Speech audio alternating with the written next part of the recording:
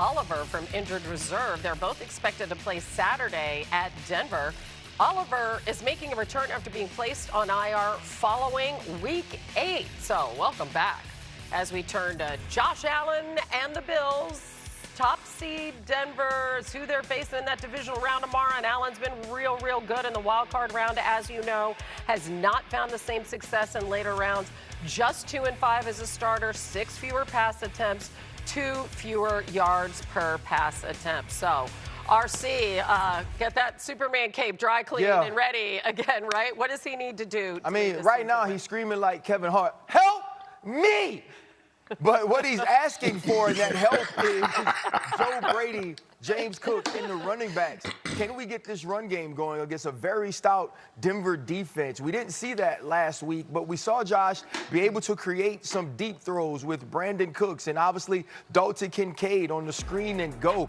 That's going to be less available this week. Normally it's where's 21 on the other side because you have a matchup win there. They don't really have that this week with the Buffalo Bills. And so it has to start with the run game. And for me, I want to see half rolls and boots and meshes to get Josh out of the pocket, but also create some easier throws by running some of these players through the traffic and attacking the linebackers with the tight end position, which going into this week probably has Josh's best pass catchers. Yeah, a lot of folks don't necessarily trust Bo Nix yet, right? Yeah. Because of the inconsistency. Well, I think that's the point you made, though, about the divisional round. Right. Normally in the divisional round, guys like Joe Burrow and Patrick Mahomes are waiting. They aren't there this week. Yeah, and so, Mina, on the other side, give me the blueprint, okay, for this Broncos offense. Run the damn ball. It's not that complicated. I mean, last week, I'm telling you, every Bills fan on earth was thrilled that the Jags stopped handing it back off to their running backs because they were gashing them. I do think Ed Oliver returning could potentially help this Bills run defense, but to be blunt, they have not been good for the entire NFL season. And the Broncos run game, while not particularly flashy, has improved as the season has gone along, particularly in efficiency. I do think Jaleel McLaughlin adds a little bit of juice to that backfield. I think the Broncos have very underrated skill players when it comes to blocking. So if the Bills play them light, they'll be able to move bodies. And I think Bo Nix adds to that. Dan, you know, we've seen so often this Bills team in the red zone struggle when quarterbacks use the option, the edges crash, and there's opportunities there. So I think Bo Nix using his legs will also be a part of that. But if I'm Sean Payton, I'm going very run heavy given the opponent.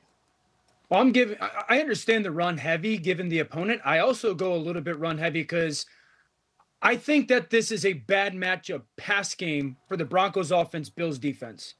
They're going to make Bo Nix look at so many different things. Yes. He struggles when he has to think. Like, that's it. That's the truth, okay? So the less that you're asking him to think and read against all these different zones and cover changes, I think better. Two things that I also agree with Mino when it comes to their run game that I would pay attention to.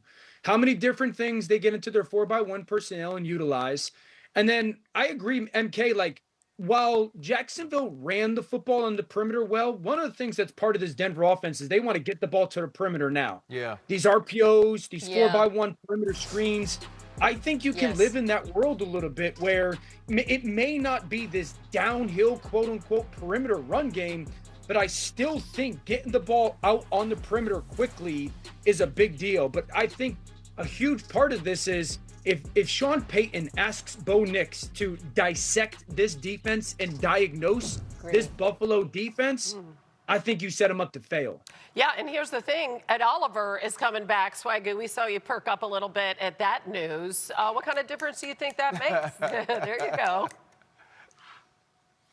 Well, look, if he's fully healthy, and I'm assuming that he can do a lot and be close to who Ed Oliver is, hopefully it's fresh legs as opposed to being a little bit rusty by not being on the field. But more importantly, we saw this Buffalo Bills defense last week thrive on big plays. That's how they beat the Jacksonville Jaguars from a defensive standpoint. They made a bunch of big plays. So when you think about having Ed Oliver back, not only should it help you in the run game, but one of the issues for this Buffalo team has been interior pressure. And in order to get Bo Nix moving off of his spot when they do try to drop him straight back, I think this goes a long way. Y'all know how I feel about three techniques in the playoffs in critical down and distance situations. So if Ed Ed Oliver can come back and be who Ed Oliver was before this injury, this is a major boost to this defense, because last week we saw the reincarnated Tre'Davious White come through with huge play after play after play for this defense. Now you add another guy into the mix, and I think Ed Oliver can be a difference maker if he can really go. You know what I like what Dan does? Because he talks with his hands out here and slow, he was basically like, don't try to make Bo Nix be smart. But the way he said it was so football-y, and X's and O's, it was cool. He said he struggles when he has to think, Ryan.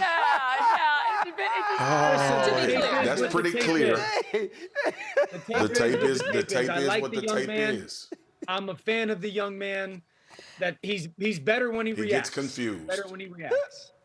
Yes. Okay. Let's take a look. That's what my grandma. Tomorrow, the Bills and Broncos facing off in a rematch of last year's wild card game.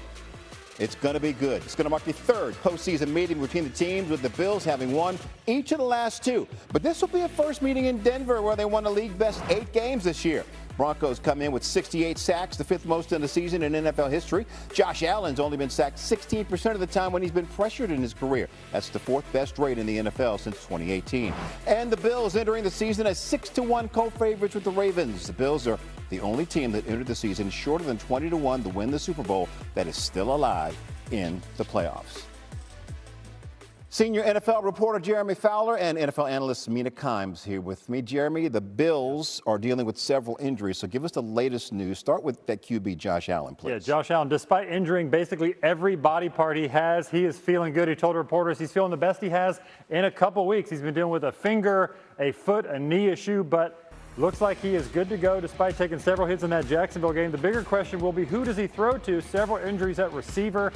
Brandon Cooks will slide into that wide receiver 3 role most likely, and then Dalton Kincaid will be big time. That's going to be the go-to, the tight end.